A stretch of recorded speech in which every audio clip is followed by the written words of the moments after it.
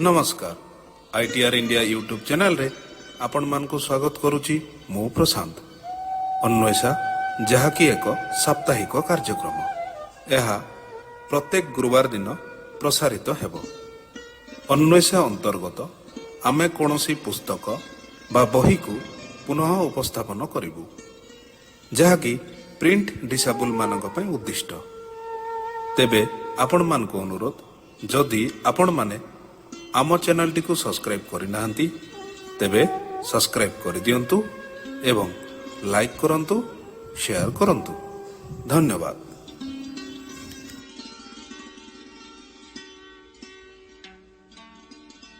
नमस्कार ITR India आसंतु पड़िया 6 माण 8 घंटू लेखक फकीरमोहन सेनापति पेज 120 परिच्छेद 23 कर्मफल। गोपालपुर पाखरे विरूपा नदीटा भारी चौड़ा अधकोशरू उणा नुहे मात्र धाराटा चौड़ा नुहे गंड भलिया जगह कम चौड़ा हुए। नदीर दक्षिणा तरफटारे धार गोपालपुर घाटठारे तुच्छा बाली सेहीपरि टाणुआ बढ़ी हेले तुठ जाए पानी जाए। 10-12 दिन है सेहीपरि वर्षा नथिबारु नदीटा छाड़ी पड़िथिला। गला परदिन उपरओଳି ठारू अल्प पानी पड़ुअछि। मेंचा मेंचा फेण धाड़ी धाड़ी होई भासी जाउछि। कोनोसी स्थान रे पानी कखरू परि फेणटाए भौरी रे पड़ी भांगी टिकी टिकी होई जाउछि। काठी कुटा केते भासी जाउछि ठिकणा नाही। गंड जगह थिबारु एठारे गोमुहा कुंभीरर उपद्रव भारी। दाढ़ीआणी घड़ियाल तो पण पण एठारे भरसी आंठुआणीरू केही बेसी पानी की जाई पारे नाही। पुणी नुआ पानी पड़िले कुंभीर गुड़ाक भारी मातंती। नुआ बड़ी की परते नाही। फेण कुंभीर खाए। तोठारे दिन राति खंडिए डंगा बंधा थाए। गाउली लोके हाटुआ लोके पारी हुअंती। सरकारी डाक पारी करिबा सकाशे नाउरी दिन राति पल्ला मारी जगी थाए। सरकाररू मासकु 2 टंका दरमा पाए। गाउली लोके नगद किछि दियंती नाही। पुष मास धान कटा समय नाउरी बिल बिल बुली प्रति घररू गोटाए गोटाए हला असुल करे। हाट पाଳି दिन हाटुआ माने केही पिता सुखुआ पुंजाए, केही बैगण जोड़ाए, केही लुण चिमुटे, केही तेल 2 टोपा दे जाए। कौनसी दिन बड़ महाजन अचिना बाटोई पहुँची गले पैसाए अधलाए खजाखिया दे जाती। देश काल पात्र घेनी यही लाभ उणा अधिक हुए। मात्र सरकारी मनुष्य अर्थात थाना दारोगा मुंशी कानगोई पार हेबा दिन कान मोड़ाटा चापुड़ा गाड़ीटा केबे उणा हुए नाही। केउट चांदिया बेहेरा कहे एई घाट बाही ता देह को पाइलाणी। ता परी जणे आंटुआ नाउरी ए खंडमंडल देखा नाही। पृष्ठा 121 राति शेष हो आसिलाणी। राति रे भारी वर्षा भारी तोफान थिला। वर्तमान पानी किंबा पवन नाही। मेघटा सेहीपरि घोड़ाउछि। अकारण केउंठी किपरि फांकरे सान सान तराटी मान जुळु जुळु करी अनाई लुचि जाउछंती। ठीक एही समय रे जणे बाटोई सान गांडीराटी पिठीरे बोकचा करी तोठ पाखरे नदी कूले कूले बुलुअछि। नदी कूले कूले 4-500 हाथ चली जाई पुनर्बार तोठटाकू फेरी आसुछि।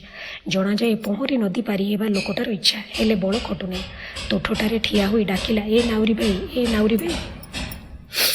चांदिया बेहेरा बाली रे कातटा पोती खंडे लंबा दौड़ी रे डंगाटा खटाई दे तुठ पाखरे भुई पल्लारे शोईछि। बाटोई पुनर्बार थरे अति सावधान रे डाकिला ए नाउरी भाई, ए नाउरी भाई। बाटोई डाकी सारी चमके पड़िला परे थरे पछकू अनाइला। नाउरी की शोई जाइछि। एते टाकर जवाब नाही किया। मात्र आंभे माने निश्चय जाणु नाउरी राति घड़िए थाउ थाउ उठी बसी थाए। शास्त्रकार माने बोली अछंती ब्राह्म मुहूर्तरू शଯ୍ୟା त्याग करिवे। शास्त्र विधि पालिबा सकाशे जे चांदिया उठी थाए ଏହା नुहे।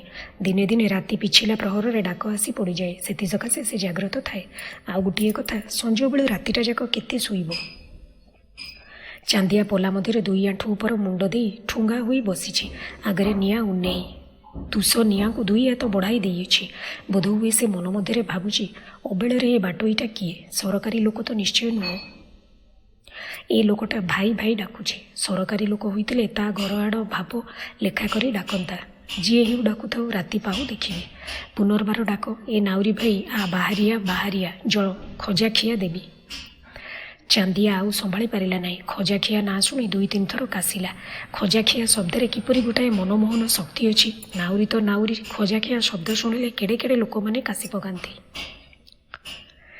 चांदिया पोला मध्यरु जवाब देला किए पाटी करुच हो रुह। राति पाहु 1,00,000 टंका देले तो मु बाहर को बाहरिबी नाही।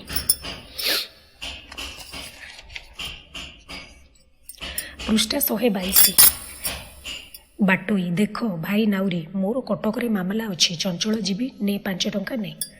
5 ଟଙ୍କା? ଏ କ'ଣ, ଏ ଗୋଟାଏ ପଝାରିକୁ 5 ଟଙ୍କା? ଚାନ୍ଦିଆ ଜୀବନରେ କେବେ ଏପରି ଘଟଣା ଘଟିନାହିଁ।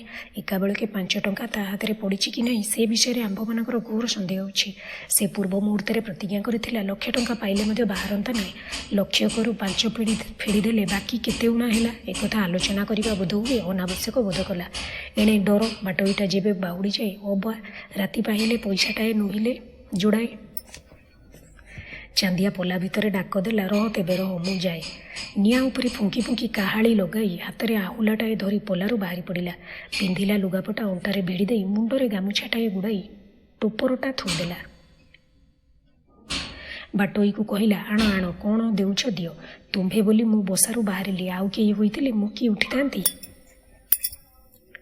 ବାଟୋଇ 5ଟି ଟଙ୍କା ବଢ଼ାଇ ଦେଲା। ନାଉରୀ 2 ହାତରେ 1, 2, 3, 4, 5 ଏ ହାତ ସେ ହାତ କରି 3 ଥର ଗଣିଲା। ଟଙ୍କା ନେବ ଗଣି, ପାଣି ପିଇବ ଛାଣି। କାହାଳିଟା କଳରେ ଭିଡ଼ି ଦେଇ ଆଲୁଅରେ ଥରେ ଟଙ୍କା ଗୁଡ଼ାକ ଦେଖିନେଲା। କୁଞ୍ଚ କାନିରେ ବାନ୍ଧି ଅଣ୍ଟାରେ ଭଲ କରି ଖୋସି ଦେଇ ଆକାଶକୁ ପୁଣି ଚାରିଆଡ଼କୁ ଅନାଇଲା। ଆଉ ରାତି ନାହିଁ। ବାଟୋଇ ନା ଆଗ ମଙ୍ଗରେ ବୋହି ସାରିଲାଣି। ନାଉରୀ ଡାକିଦେଲା, ଭଲ କରି ସମ୍ଭାଳି ବସ। ଡଙ୍ଗାରେ ଡାହାଣ ହାତ 3 ଥର ଲଗାଇ ମୁଣ୍ଡରେ ମାରି ଫିଟାଇ ଦେଲା। ଯିଏ ଗଙ୍ଗା ମାତା କହି ନାଁରେ ଉଠି ବସିଲା। ଉପର ପାଣି ତୋଡ଼ ପଡ଼ିଛି, ସମ୍ଭାଳି ହେଉନି। ଆହୁଲା ବାହୁ ବାହୁ ଡଙ୍ଗାଟା ଢେର ତଳକୁ ଭାସିଗଲା। ସମ୍ଭାଳି ଟେକୁ ଟେକୁ ନଦୀ 10 ପଣିଆ ହୋଇଛି। ରାତି ପ୍ରାୟ ପାହି ଆସିଲାଣି। ଗୋପାଳପୁର ତୋଠ ପାଖରୁ ଗୋଟାଏ ଗୀତ ଶୁଭିଲା। ଏ ରାମ ଯେ ଲଇକ୍ଷଣ ହୋ ଗଲେ ମୃଗ ମାରି, କୁଡ଼ିଆ ଦୁଆରେ ଆସି ଉଭା ବ୍ରହ୍ମଚାରୀ। ବୋଇଲେ ଶୀତୟା ଗୋ ଭିକ୍ଷା ଦିଅ ଆମ୍ଭଙ୍କୁ, ନୋହିଲେ ଅଭିଶାପ ଗୋ ଦେବୁ ରାମ ଲଇକ୍ଷଣକୁ। ପୃଷ୍ଠା 123। ବାଟୋଇ ଡଙ୍ଗାରେ ବସି ବାରମ୍ବାର ଗୋପାଳପୁର ତୋଠ ଆଡ଼କୁ ଚାହୁଁଛି। ଗୀତର ଶବ୍ଦ ଅବିରଳ ଅନ୍ଧକାର ରାଶି ଭେଦ କରି କାନରେ ପଡ଼ିବାରୁ ବାଟୋଇ ଚଙ୍ଗ ଚଙ୍ଗ ହୋଇ ଠିଆ ହୋଇ ସେହି ଦିଗକୁ ଅନାଇଲା। ନାଉରୀ କାନକୁ ଶବ୍ଦ ଯାଇନାହିଁ। ଏକ ମନରେ ଡଙ୍ଗା ଭାଉଥିଲା। ଡଙ୍ଗା ଟଳମଳ ହେବାରୁ ଡାକିଦେଲା, ଆରେ ବସିପଡ଼ ବସିପଡ଼।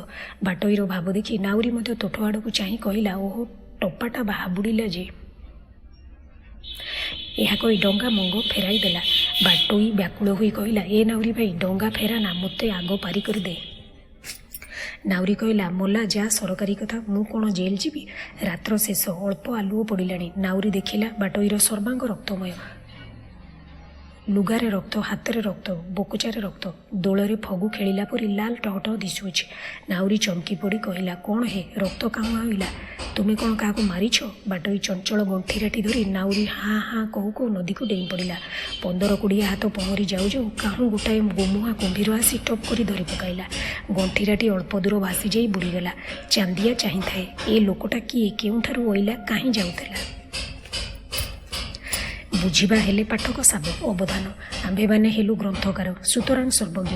ଏହି ଯେ କୁମ୍ଭୀର ଲୋକଟାକୁ ଘେନିଗଲା, କି ପାଇଁ ଘେନିଗଲା, କାହିଁ ଘେନିଗଲା, ତାହା ସହିତ ସଦ୍ବ୍ୟବହାର କଲା କି ଅସଦ୍ବ୍ୟବହାର କଲା, ଏ ସମସ୍ତ ଗୁପ୍ତ ବିଷୟ ଆମ୍ଭମାନଙ୍କୁ ଭଲ ଜଣା। ହେଲେ ଚାନ୍ଦିଆ ବେହେରା କୌଣସି କାରଣରୁ ଏକଥା ଅନେକ ଦିନ ପର୍ଯ୍ୟନ୍ତ ଲୁଚାଇଥିବାରୁ ଆମ୍ଭେମାନେ ପ୍ରକାଶ କରିବାକୁ ନାରାଜ। ଲୋକଟା ଡଙ୍ଗାରୁ ପାଣିକି ଡେଇଁ ପଡ଼ିବା ବେଳେ ତାହା ଗଣ୍ଠିରାରୁ ଡେମ୍ଫେ ଲମ୍ବ ବିଡ଼ାଏ ତାଳପତ୍ର ଡଙ୍ଗାରେ ପଡ଼ିଯାଇଥିଲା। ସେହି ବିଡ଼ାଟା ଚାନ୍ଦିଆ ପଲା ମଧ୍ୟରେ ଲୁଚାଇ ରଖିଥାଏ। କିଛି ଦିନ ଉତ୍ତାରେ ଜଣେ ପଝାରି ଅବଦାନକୁ ପଢ଼ାଇବାରେ ସେ ଖଣ୍ଡେ ପତ୍ରରୁ ଏହିପରି ପଢ଼ିଲେ।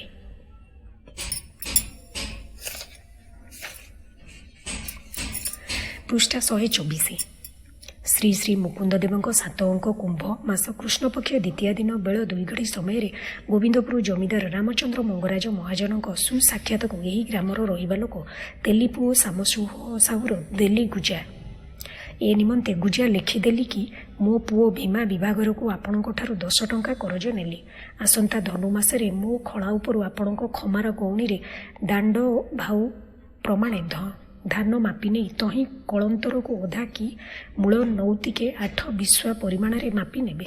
ଏ ପ୍ରମାଣ ଏଥକୁ ସାକ୍ଷୀ ଚନ୍ଦ୍ର ସୂର୍ଯ୍ୟ 10 ଦିଗପାଳ। ଚାନ୍ଦିଆ ବେହେରା ଡଙ୍ଗା ବାହି ନେବା ବେଳେ ଢେର ଦିନ ପର୍ଯ୍ୟନ୍ତ ଠିକ୍ ସେହି ସ୍ଥାନରେ ପାଣିକୁ ଥରେ ଅନାଏ।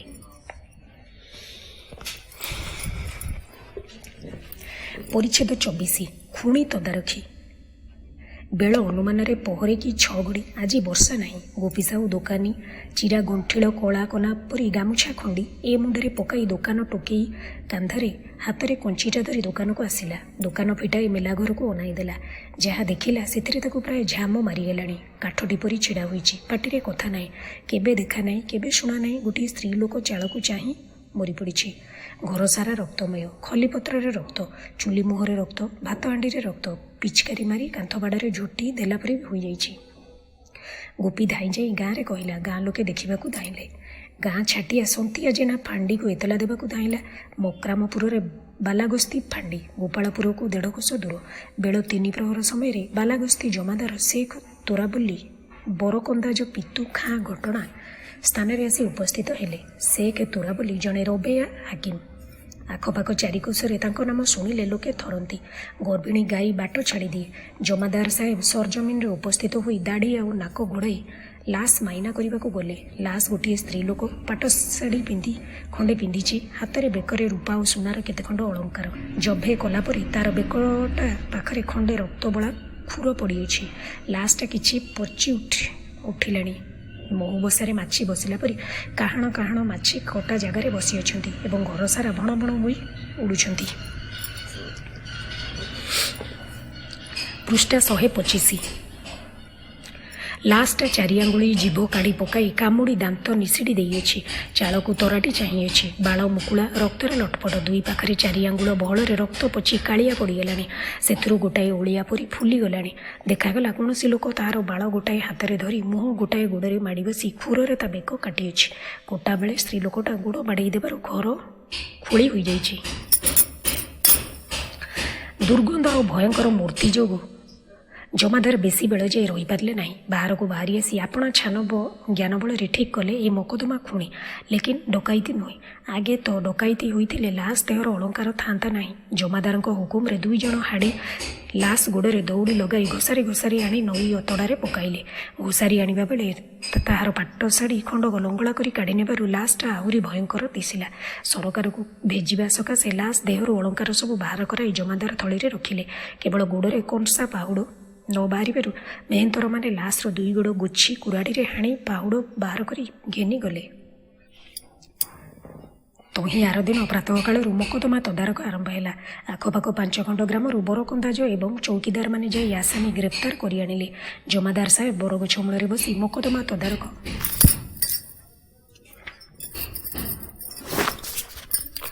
କରୁଅଛନ୍ତି। 300-400 ଆସାମୀ ଧରା ହୋଇ ଆସିଲେଣି। ମାତ୍ର ସମସ୍ତେ ଜମା ହୋଇ ନାହାନ୍ତି। ତଦାରଖ ଉତ୍ତାରେ ରୋକ୍ସୋତ ହୋଇଯାଉଅଛନ୍ତି। ଆସାମୀ ଧରା ହୋଇ ଆସିଲେ ତାହାକୁ ଲାସ୍ ନିକଟରେ ବସାଇ ରଖାଯାଏ। ଲାସ୍ଟା ଫୁଲି 4 ଗୁଣ ମୋଟା ହୋଇଗଲାଣି। ଜିଭଟା ଗୋଟାଏ ସାନ କଦଳୀ ଭଣ୍ଡା ପରି ଦିଶୁଛି। ଦୁର୍ଗନ୍ଧ କଥା ଛାଡ଼। ଉଲଗ୍ନ ଶ୍ରୀମୂର୍ତ୍ତି ତ ସତ, ଏହାର ଗୋଡ଼ ପାପୁଲି ନାହିଁ। ଚାଲୁଥିଲା କିପରି? ଏଟା କି ରାକ୍ଷସୀ? ଆସାମୀମାନଙ୍କୁ ବହୁତ ବେଳ ଯାଏ ଲାସ୍ ନିକଟରେ ବସିବାକୁ ହୁଏ ନାହିଁ।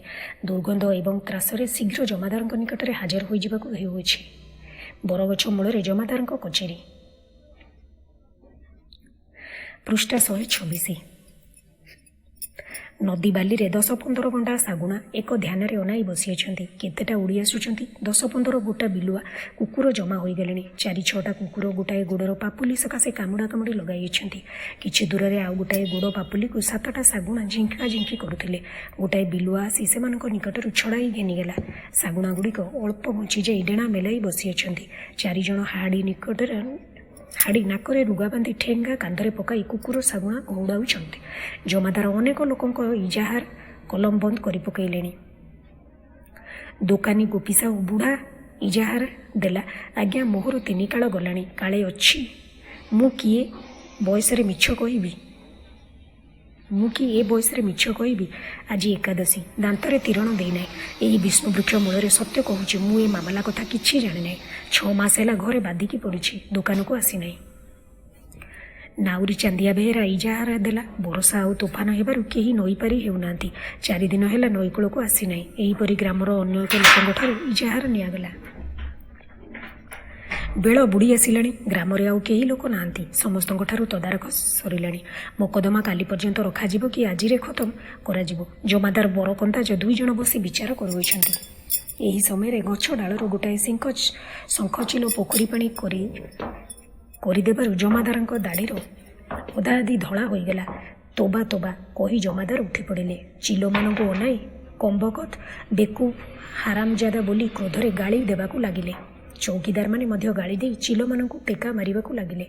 ଜମାଦାରଙ୍କ ଲମ୍ବା ଦାଢ଼ି ପରିଷ୍କାର କରିବାକୁ 3 ବଦନା ପାଣି ଲାଗିଲା। ପୃଷ୍ଠା 127।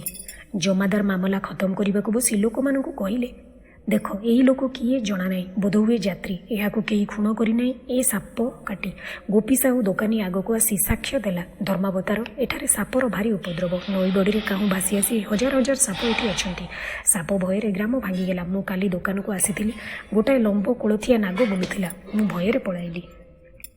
ଛାଟିଆ ମୁଟୁରୁ ମଲ୍ଲିକ କହିଲା, ଧର୍ମାବତାର, ଏଠେଇ ଅନେକ ସାପ। ମୁଁ ସେଦିନ ହଜୁରକୁ ଏହି ବାଟେ ଯାଉଥିଲି। ଏହି ଗଛ ମୂଳରେ 15ଟା ନାଗସାପ ଶୋଇଥିଲେ। ମୁଁ ଦେଖି ପଳାଇଗଲି। ଗତ ପରଦିନ ରାତ୍ରରେ ସ୍ତ୍ରୀ ଲୋକଟା ଘର ମଧ୍ୟରେ ଶୋଇଥିବା ସମୟରେ ଦୁଆରେ ଗୋଟିଏ ତମ୍ପ ସାପ ବୁଲୁଥିବା ବିଷୟରେ ମୁଗପୁର ମୌଜାର ଛାଟିଆ ବୁଧେଇ ଧଟପଟ ସିଂହ ସାକ୍ଷ୍ୟ ଦେଲା। ଜମାଦାର ସମସ୍ତଙ୍କ ସାକ୍ଷ୍ୟ କଲମ ବନ୍ଦ କରି ଗୋଟିଏ ପଶ୍ଚିମା ଭିକାରୁଣୀ ଯାତ୍ରୀ ଗ୍ରାମରେ ଭିକ୍ଷା କରି ଖାଉଥିବା ଓ ତାହାକୁ ଗତ ପରଦିନ ରାତ୍ରରେ ଗୋପାଳପୁର ମୌଜାରେ ସାପ କାଟି ହୋଇଥିବା ଓ ଲାସ୍ ଦେହରେ ସାପ କାମୁଡ଼ା ଚିହ୍ନ ଜାହେର ଥିବା ଏବଂ ଏହାର ବିଷୟରେ ଅନ୍ୟ ପ୍ରକାର ଶକ କିମ୍ବା ଦାବି ଦାବା ନଥିବା ଏକ ରିପୋର୍ଟ କେନ୍ଦ୍ରାପଡ଼ା ଥାନା ଦାରୋଗା ନିକଟକୁ ପଠାଇ ମାମଲା ଖତମ କଲେ। ଦାରୋଗା ଏବଂ ମୁନ୍ସିଙ୍କ ରୋଷମ ସହିତ ରିପୋର୍ଟ ପୁଲିନ୍ଦା ଥାନାକୁ ପଠାଗଲା। ଜମାଦାରଙ୍କ ହୁକୁମ ଅନୁସାରେ 4 ଜଣ ହାଡ଼ି ଲାସ୍ ବେକରେ ଦଉଡ଼ି ଲଗାଇ ଭିଡ଼ି ନେଇ ନଦୀରେ ଭସାଇ ଦେଲେ। ନାଉରୀ ଚାନ୍ଦିଆ ବେହେରା ଦେଖିଲା ଲାସ୍ଟା ନଦୀରେ ଭାସି ଯାଉ ଯାଉ ଯେଉଁଠାରେ ବାଟୋଇଟାକୁ କୁମ୍ଭୀର ଧରିଥିଲା ଠିକ୍ ସେହି ସ୍ଥାନରେ ତାକୁ ଗୋଟିଏ କୁମ୍ଭୀର ଧରି ଘେନିଗଲା।